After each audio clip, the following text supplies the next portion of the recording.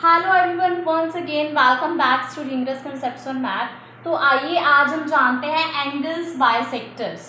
देखिए बेसिकली हम एंगल्स का सारा चैप्टर कर लेते हैं, बट हमें डिफरेंस क्लियर नहीं होता कि एंगल बाइसेक्टर होता क्या है। ठीक है, हम बुक्स में जो दिया होता है उसी तरीके से हम फॉलो करते रहते हैं, बट हम बेसिकली अंडरस्टैंड नहीं कर पाते कि व्हाट इज़ एंगल बाइसेक्टर। तो आज मैं आपके लिए एक प्रॉपर डिस्क्रिप्शन लेके आई हूँ, प्रॉपर एक्सप्लेनेशन लेकर आई हूँ, ताकि आप अंडरस्टैंड कर सकें कि बाइसेक्टर्स का मतलब क्या है। ठीक है, तो सबसे पहले हम बाइसेक्टर की डेफिनेशन जान लेते हैं। देखिए angle bisector, angle bisector, bisector मतलब बाइसेक्ट करना, उसको कट करना। ठीक है, उसको दो पार्ट्स में डिवाइड करना, बाइसेक्ट कर देना। तो एंगल्स बाइसेक्टर क्या होते हैं? एंगल, जब भी कोई एंगल्स होता है, जब भी हमें उसका एंगल बाइसेक्टर बनाना होता है, तो हम क्या करते हैं, एक लाइन विच कट एंगल्स, जो क्या करती है, एंगल्स को ही कट कर देती है इनटू टू इक्वल एंगल्स, दोनों इक्वल एंगल्स में। मान लीजिए ये हमारे पास एंगल है 180 डिग्री का, this is a 180 degree angles. तो मैंने एक एंगल बाइसेक्टर लिया, दिस वन, मैंने एक एंगल बाइसेक्टर लिया, this is A O, B and this is C. So we can say that OC is the angle bisector. क्यों?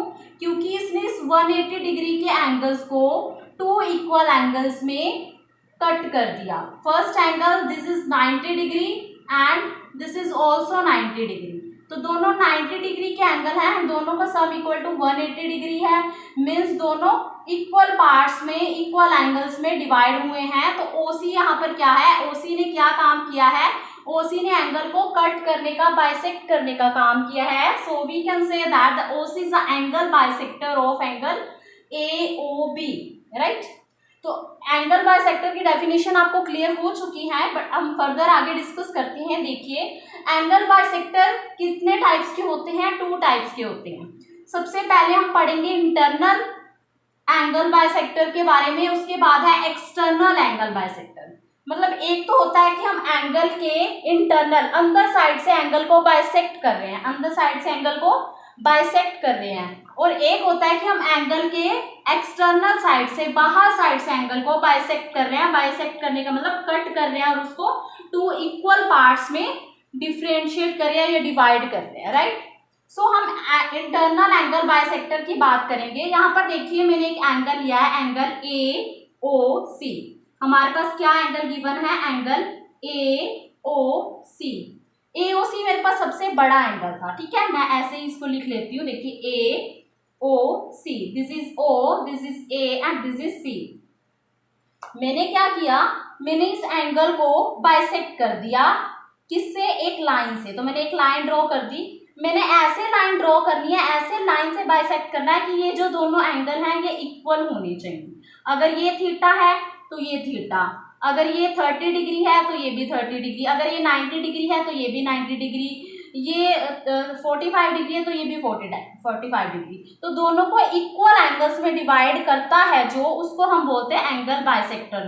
तो यहाँ पर जो ओ बी है वो हमारा क्या है, एंगल बाइसेक्टर।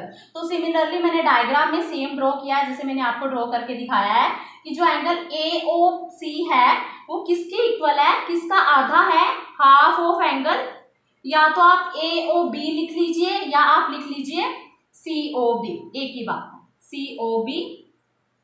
देखिए ये हाफ है ना, तो इसका ये भी हाफ है, ये भी हाफ है, दोनों का हाफ हाफ, दोनों को ऐड करके हमारा ए ओ सी तो बनेगा।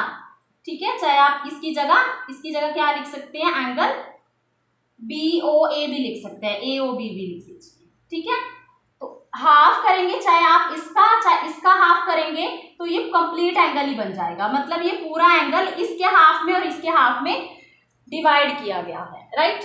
उसके बाद हम बात करते हैं एक्सटर्नल एंगल बाइसेक्टर की। एक्सटर्नल मतलब जो एक अंदर की तरफ नहीं बन रहा, बाहर की तरफ बन रहा है। ठीक है, अब बाहर की तरफ बन रहा है तो देखिए यहाँ पर ही मैंने क्या लिया था, मैंने एक एंगल लिया था, angle A O and this is C. ठीक है, मैंने सिर्फ एंगल ए ओ सी लिया था, दिस वन ए ओ सी। तो मैंने क्या किया, इसको ए को फर्दर एक्सटेंड कर दिया, फर्दर एक्सटेंड किया, एक्सटर्नल बाहर की तरफ कट करना है तो लाइन मुझे बाहर की तरफ लेनी पड़ेगी। यहाँ पर मैंने जो लाइन कट की है बीच में से कट की है, यहाँ पर लाइन मुझे बाहर की तरफ लेनी पड़ेगी। तो this is A dash, right. अब ये हमारा एंगल एक्सटर्नल बन गया। अब मुझे इस एंगल को बाइसेक्ट करना है, तो इसको बाइसेक्ट करने के लिए मैंने एक लाइन ली और एंगल को बाइसेक्ट कर दिया। अगर ये थीटा है तो ये भी थीटा होगा, ये 45 है तो ये भी 45 होगा, ये 60 है तो ये भी 60 होगा।